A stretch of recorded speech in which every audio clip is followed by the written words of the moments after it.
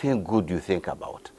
They can be excellent manufacturers. They can be, they can be excellent traders.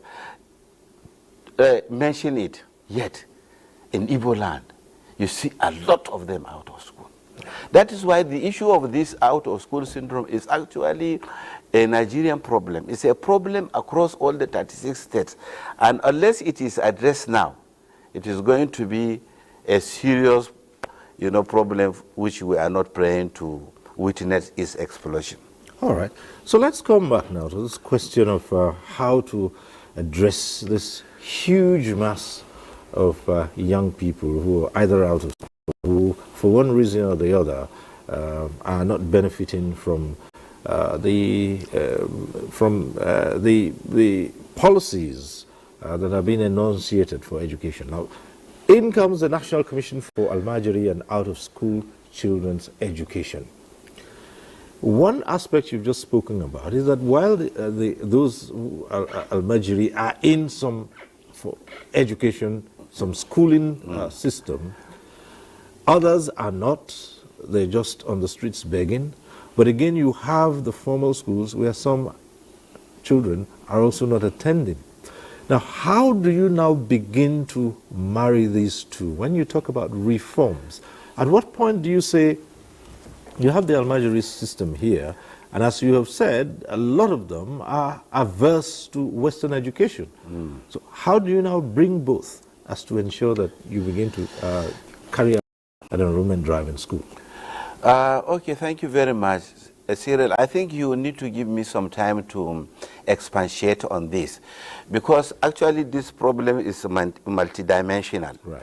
And I should be courageous, here, and while addressing Nigerians, to call a spade, and to also be able to say that this is something which we must get right now, and especially with the president having a common passion, a love for education, and he is always having sleepless night about the out-of-school children. At the time of the advent of Boko Haram, mayhem was unleashed on us. It started within, a size of not more than half a kilometer. And it was assumed that this was actually a fire that could be quenched within 30 minutes. But Boko Haram kept escalating until such a time when they were able to detonate bombs in Lagos, bombs in Abuja here, bombs in Plateau, bombs everywhere. Boko Haram started, taking advantage of the fact that Almajiris are oblivious of the correct exegesis of the text of the Quran that was revealed in Arabic. Almajiris are memorizers of the Holy Quran. So it becomes very easy for them to say, to know that this is a verse in the Holy Quran. But they don't know the meaning of that verse. Boko Haram took advantage of that and began to give them, interpretations that is only in concordance with their selfish desire. And that was what actually gave them the courage, believing that they die now, they are going to the paradise, they are going to the beloved garden of God, they are going to Al-Jannah. It will surprise you to hear that some of them will be saying that my brother died yesterday night, and he was chanced to have his breakfast today in Al-Jannah. And I think this is a pact I am signing with God to take my lunch in Al-Jannah together with my brother. He will take bomb, strap it in his body, and go to detonate it, believing that that is a gateway to Al-Jannah. That is a license for him to enter into Al-Jannah. It went to the extent that they actually found it easy to kill their parents, that their parents are infidel and they are not God-fearing, and therefore they don't deserve to live anymore. They slaughter them, they slaughter Muslims, they slaughter Christians, they detonate bombs in mosques, they detonate all this because someone has linguistically manipulated them and has taken advantage of their ignorance of the Arabic text and has given them the tafsir that is not in tandem with the true doctrine of Islam. This was actually what happened. And they are still unleashing mayhem on all of us. They orphaned over 50,000 just because of ignorance, just because someone has not taken time to say, those people, this type of education deserve to be under control. This type of education deserve to be guided by government. Someone who is learned in Arabic and learned in Quran should head the affairs of this type of education so that he will see the need to give them the knowledge of Arabic. And with that, they will be able to develop what I refer to as linguistical immunity against the ideologies of Boko Haram. And that most of the governments before the advent of this administration failed. As good as the intention of good luck Ebele Jonathan. He made frantic effort to revitalize the system of education.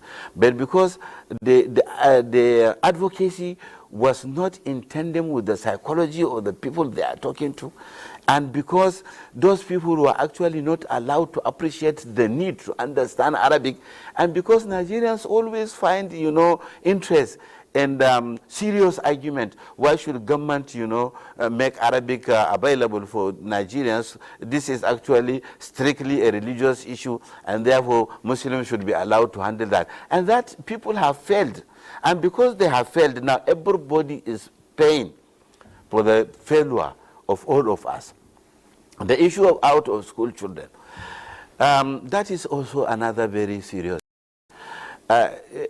When you keep talking about out-of-school children and the need for them to be mainstream, the need for them to be brought back, I kept saying that for you to achieve success, you have to appreciate peculiarities. You have to bring education to be in concordance and in agreement with the yearning, aspiration, and the culture of the people. Short of that, people will continue to resist accepting it.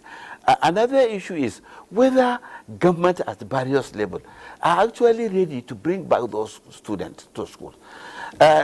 Seriously, let me tell you that if you go to most of the states in the north, you discover a number of schools with one teacher per school. You have primary 1, primary 2, primary 3, primary 4, primary 5, primary 6 with one teacher. When this teacher is in primary 6, from primary 1 to primary 5, they are just playing. They are as good as out of school. You have, in some states, schools that are overpopulated. You have a classroom that is housing 250 students. The size of the classroom cannot accommodate, so 200 are in the classroom. The teacher will manage somewhere to have a place to stand, and about 50 will be peeping through the window.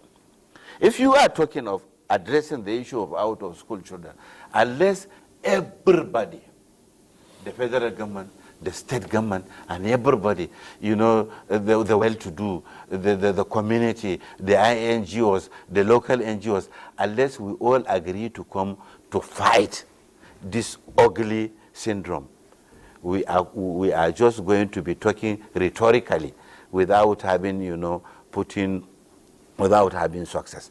So what we are trying to do now at the level of the commission is, number one, come up with a roadmap that is very clear, a roadmap that will show you the destination, a roadmap that is so transparent, a roadmap that can be owned by all Nigerians.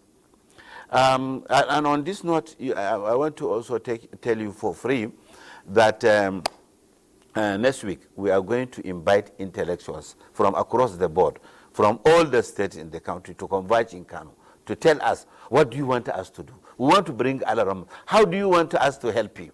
Tinubu administration is more than willing to help you.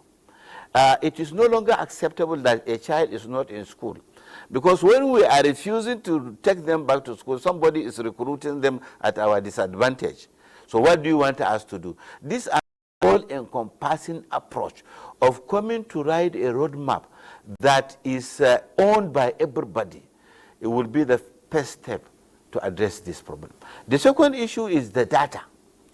I should be able to, as the executive secretary of this commission, and as advised by the president, I should be able to know that child in Kontagora who is molested, that child who is actually learning. I should be able to, from my office, to know how good is he doing in the Quran, how far has he gone, where is he reaching. And I should be able to know whether he is also taking lessons in English and mathematics, because at the end, this child is a Nigerian. And we cannot continue to sacrifice the leaders of tomorrow because someone is indifferent, and not willing to accept the Western education culture. So what we are trying to do is have a data that has a lot of integrity, that is cogent and verifiable, and within the fingertips of the commission, and where we'll be able to say, this man is supposed to be here today,